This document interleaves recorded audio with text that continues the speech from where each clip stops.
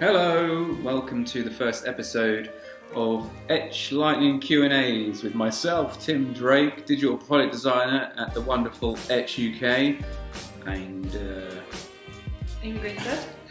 I'll let you introduce yourself. Amy Grinstead is wonderful. She's a great. Go on, you tell them. What are you? Go. And I'm Amy Grinstead. I'm a content manager and digital PR person, also at Etch.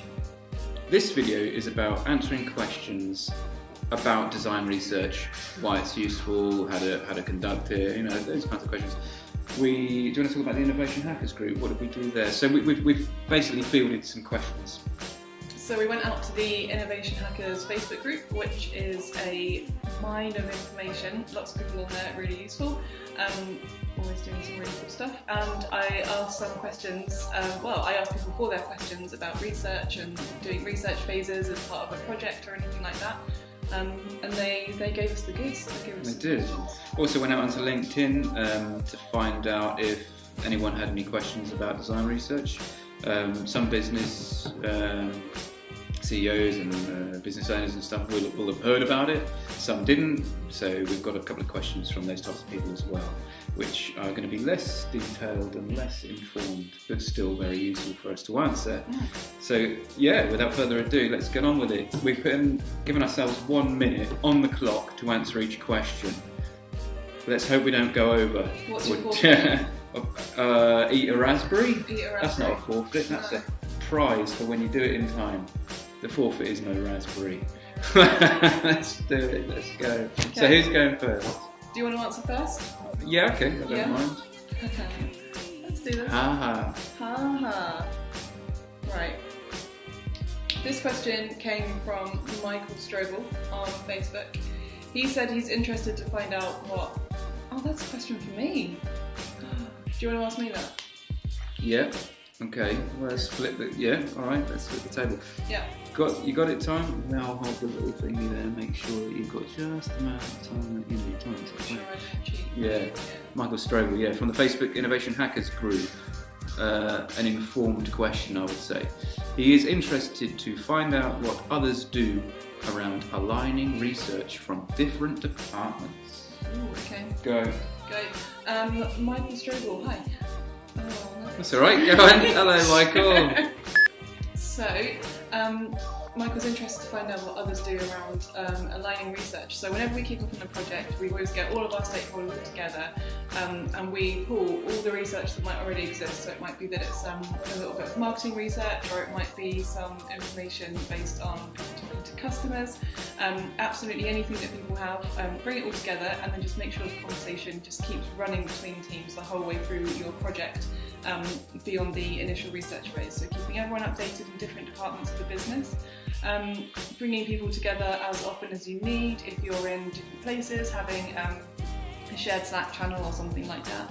Make sure you've got visibility across the whole project, and make sure that everyone is happy and they know what's happening and they know why you're doing it. That's the most important bit. Wow, you deserve a raspberry. My gosh. Thanks. Amazing. Alright, let's go. Well done. Take your pick, I guess. Yeah, well, this is a question also from the Facebook group. It's from... A generous minute. I'll need a generous minute. Come on, raspberry. I give you a minute. This is from friend of the show, Rakesh. Friend of the show, cool, nice. Rakesh says, how do you problem frame? Right. How do you zero in on which problems need to be solved? Your generous minute starts now. Okay, so Rakesh is talking about... Okay, so it's an easy question to answer, really. Sometimes, when we do design research, we need to go into it assuming that we're going to get some answers to some questions that we don't know. You don't know what you don't know, etc., and all that sort of stuff. So before we do anything, we kind of need to know what we hope to find out, and we also need to be prepared for what we assume the answer is going to be totally different.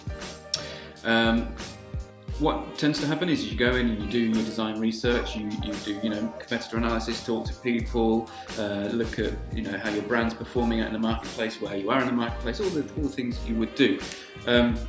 If you do it well, slowly after a period of time, and it usually comes quite late in your phase, you'll start to see patterns emerging. You'll start to see, okay, 50% of people are saying this, 40% are saying that, people are doing this, that and the other, and you'll start to see problems emerge out of the data. Quite simple really, isn't it? I mean, yeah, if you don't start to see patterns emerge and stuff, I would say you're doing your research wrong. There's so many tried and tested ways to do it. Rely on the processes, do them properly, be patient, the answers will become clear. I was over a minute, don't get a raspberry. That's a good answer, but no raspberry. Oh, close but no raspberry. I'm in control of this. I don't... We already do market research. Why do design research? Go. Okay, marketing research is really good for some things. It's really good for giving you a bit of a baseline idea about who's kind of currently using your service or your product, or an idea of who could be in the future, your prospective customers. We find that marketing research is sometimes just a bit too general, and it's a bit too much like, your customers live in this postcode, your customers are this age, you have a nice stock image of a family standing outside a house to represent your customer. With design research, we like to go a lot deeper. We like to talk to people, and we like to find out, really... You don't get a raspberry. You have to do this to win the fruit. In 1 minute. Win the fruit. Don't we need to profile everyone, is what they said. Okay. And your minute starts it's a generous minute. Oh, why don't we have the names for these people? Oh, anyway, it's fine. Don't we need to profile everybody? Well, I'm sure that's a question a lot of market researchers and design researchers and anyone doing any kind of research that's going to result in the creation of personas and demographics, segmentations and things like that. We do that in design research as well from time to time. We need to create personas. So don't we need to profile everybody? No. Two things you could do. You could either not profile anybody because it looks like such a huge task to ask all of your customers a bunch of questions. You could do that and not have any insight at all.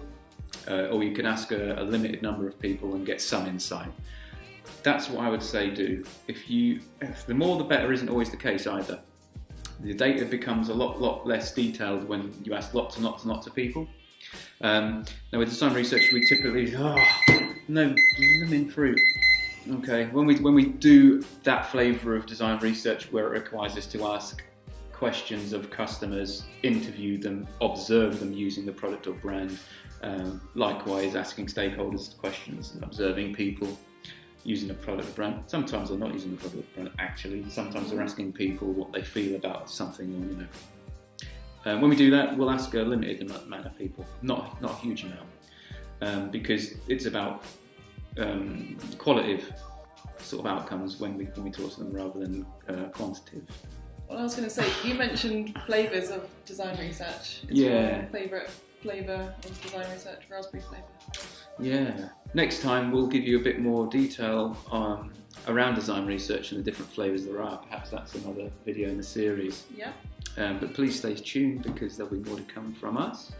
And different topics and different questions to answer. And different fruit. Different fruit. Okay, so bye for now. Stay tuned and see you on the flip side.